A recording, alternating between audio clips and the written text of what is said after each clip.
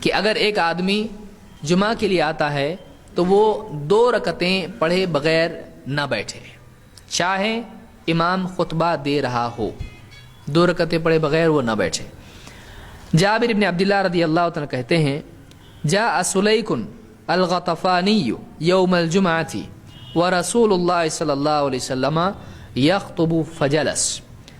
جمعہ کا دن تھا، سلیک الغطفانی صحابی ہیں، یہ جمعہ کے لیے آئے اور اللہ کے رسول صلی اللہ علیہ وسلم خطبہ دے رہے تھے، وہ آ کے بیٹھ گئے، صحابی آ کے بیٹھ گئے۔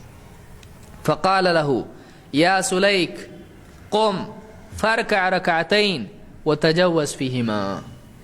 آپ نے خطبے ہی میں صحابی سے کہا اے سلیک کھڑے ہو جاؤ، وہ بیٹھے ہوئے ہیں، کہا قم کھڑے ہو جاؤ، فرکع رکعتین 2 رکعتیں ادا کرو، 2 رکعتیں ادا کرو، وتجوز فیہما اور مختصر پڑھنا، تجوز ہلکی پڑھنا، زیادہ لمبی مت پڑھنا۔ ثم قال پھر کہا اذا جاء احدکم یوم الجمعۃ والامام یخطب فلیرکع رکعتین ولیتجوز فیہما۔ پھر باقی لوگوں سے کہا، اب یہ پہلا حکم کس کے لیے تھا؟ انڈیویجول کے لیے تھا، ایک شخص کے لیے تھا۔ اب آپ نے سارے لوگوں سے بھی کہا، کیا کہا؟ جب تم میں سے کوئی شخص جمعہ کے لیے آئے اور امام خطبہ دے رہا ہو تو 2 رکعتیں ضرور پڑھ لے اور ہلکی پڑھے۔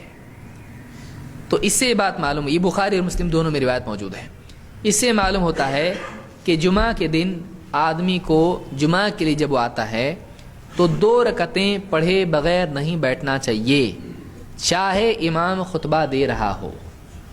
بعض لوگ کیا کہتے ہیں، بھئی یہ جو صحابی تھے یہ بہت غریب تھے، ان کے کپڑے پھٹے ہوئے تھے اور اللہ کے نبی صلی اللہ علیہ وسلم چاہتے تھے کہ لوگ ان کا حال دیکھیں، تاکہ ان کو، اسی لیے آپ نے ان کو کیا کیا، کھڑے ہو کے نماز پڑھنے کے لیے کہا تاکہ لوگ ان کا حال دیکھیں اور ان کی مدد کریں۔ اتنا دور آپ صلی اللہ علیہ وسلم نے یہاں پر ان کو جو کہا وہی بات سارے لوگوں سے کہا، تو اب کون کس کو صدقہ دے گا؟ جتنے بھی لوگ ہیں، آپ نے غریبوں کو نہیں کہا تم میں سے جب بھی کوئی غریب آئے جس کے کپڑے پھٹے ہوئے ہوں، جس کو صدقے کی ضرورت ہو، وہ آ کے 2 رکعتیں پڑھے تاکہ سب اس کے حال کو دیکھے، ایسا ہے نہیں۔ آپ نے کہا جب بھی تم میں سے کوئی آئے امام خطبہ دے رہا ہو تو 2 رکعتیں پڑھے۔ تو اس سے معلوم ہوتا ہے کہ یہ حکم ان کے لیے خاص نہیں تھا، بلکہ یہ حکم ساری امت کے لیے ہے، ساری امت کے لیے حکم ہے۔ اس لیے کہ آپ غور کریں، امام جب خطبہ دے رہا ہے تو اس وقت میں جتنے لوگ ہیں ان کا دھیان کدھر ہونا چاہیے؟ امام کی طرف۔ اب آپ ان کو کھڑا کر رہے ہیں نماز پڑھنے کے لیے اور آپ خطبہ دے رہے ہیں، اور آپ کیا چاہ رہے ہیں، وہ آپ کا خطبہ سنیں یا ان کو دیکھیں؟ سوچنے کی چیز ہے۔ تو خطبے میں ان کی طرف لوگ دھیان دیں یا خطبے کی طرف دھیان دیں؟ تو یہ بات ہی صحیح فٹ ہوتی نہیں ہے۔ صحیح بات یہی ہے کہ یہ سارے لوگوں کے لیے ہے۔ اس میں یہ کہ اگر کوئی آدمی مثال کے طور پر مسجد میں آتا ہے اور غلطی سے بیٹھ جاتا ہے، پھر اس کو یاد آتا ہے 2 رکعت نہیں پڑھا میں نے، پھر کہے بیٹھ گیا نا اب کیا ہوتا، صحیح ہے؟ نہیں۔ وہ صحابی بیٹھے تھے یا کھڑے تھے؟ بیٹھے تھے، تو آپ نے بیٹھے ہوئے کو کیا کیا؟ کھڑے ہو جاؤ اور پھر پڑھنے کے لیے کہا۔ معلوم ہوا کہ یہ چیز اتنی اہم ہے کہ یہ چیز چھوٹنی نہیں چاہیے، یعنی پورے خطبے میں ایک آدمی سے آپ کہہ رہے ہیں، معلوم ہوا کوئی معمولی چیز نہیں ہے۔ بہتر چیز یہ کہ آدمی اب اس کے لیے چلو حدیث پہ عمل کریں گے، کیسا؟ خطبے کے لیے باہر ٹھہریں گے، خطبہ چالو ہوا پھر جائیں گے تاکہ اس سنت پہ بھی عمل ہو، ایسا ہے؟